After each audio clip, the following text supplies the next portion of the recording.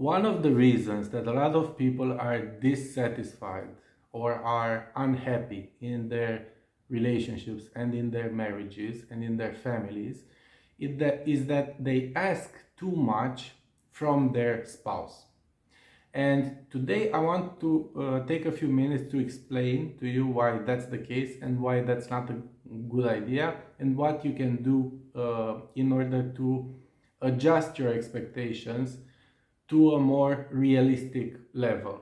Because I believe that that will improve your attitude towards your relationship, towards your spouse, and towards family life altogether. Hi, if you have no idea who I am, my name is Claudiu Manea and I'm a psychologist and a therapist. And for the past 10 years, I've been helping families grow stronger together and function better together.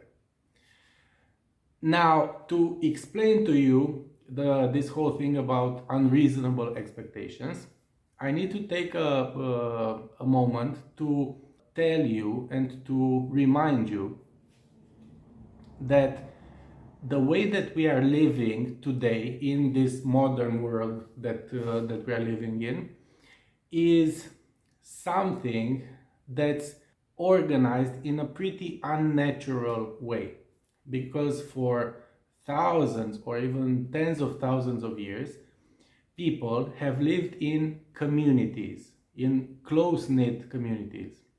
And this modern life, in which each family is pretty much isolated, is something that's pretty new to us humans. It's something that isn't really much older than a few hundred years.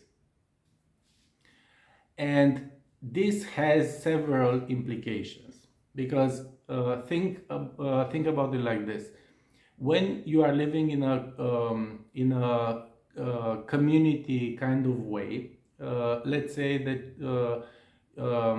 we are talking about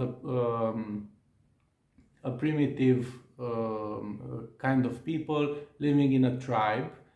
They used to do most things together, and all of the members of that tribe used to participate in all kinds of activities. So you pretty much had 50 men going out to hunt, 50 men staying around the community, building things, fixing things, cutting wood, and so on. You had 50 women looking out for the children, 50 women doing a whole bunch of manual labor and all of that. And each activity, or most activities, weren't confined to just one person. If, for instance, you were a mother who had, let's say, 2 kids, and one day you didn't feel well, or you got ill or something like that, there were a lot of other women who could step in and look after your child as well, or your children as well. When you are isolated, you can, of course, still find someone to help you if that's the case, and you're feeling ill and you can't really be there for the children. But it's not so natural and it's not so easy to do. You might have to call up your parents, or you might have to rely on a friend or a babysitter or whatever. But it's still not something that's happening naturally, as was the case in a very communal kind of living, in which you pretty much didn't have to do anything. All the other women will step in and look after your children as well. The same kind of thing if you're a man. If you're a man and let's say that you have an infant child, your wife takes care of the infant, and you're supposed to go out to work and provide for the family and all of that. If you become ill and for whatever reason you can't go out to work anymore, in our present time, that's a pretty dangerous situation to be in. Whereas in the past, in a communal living, if for some reason you are ill and you can't go outside and cut wood to help heat the house, other men would probably more than likely step in and cut wood for your family, just as they did for their own family. So it was pretty much more natural, and the support was pretty much taken care of. You weren't so stressed about finding help or coming up with a solution and all of that.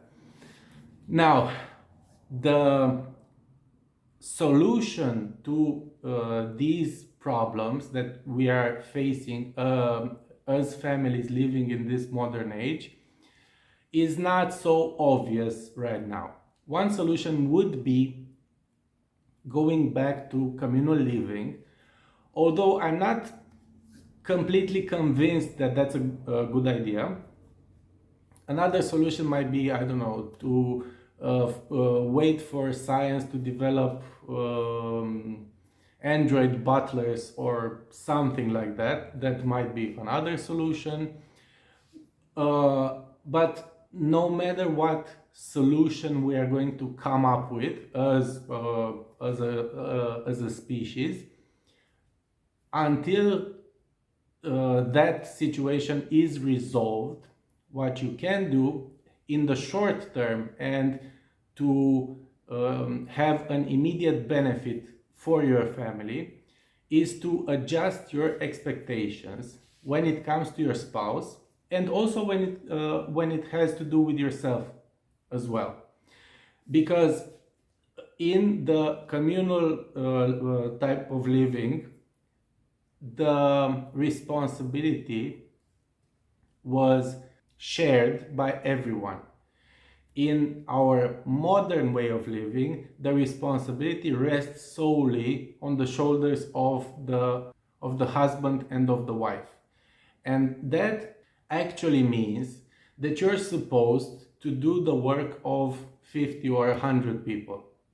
But neither you or your spouse can be 100 people. That's not reasonable to expect of someone. And so until we handle this situation, until we resolve that situation, remind yourself that neither you nor your spouse are 100 people. And try to stop yourself from assuming so much and from expecting so much from yourself and from your spouse, because it only leads to disappointment, and it only helps in build up resentment that will slowly eat away at the relationship and at the connection that the two of you share. Okay, so hope this was helpful. If it was and you want to hear more from me, don't forget to hit subscribe and ring the notification bell. If you do that, I'll see you on the next one, hopefully. Either way, thank you for taking the time to listen to this, and I hope you have a great one. Bye.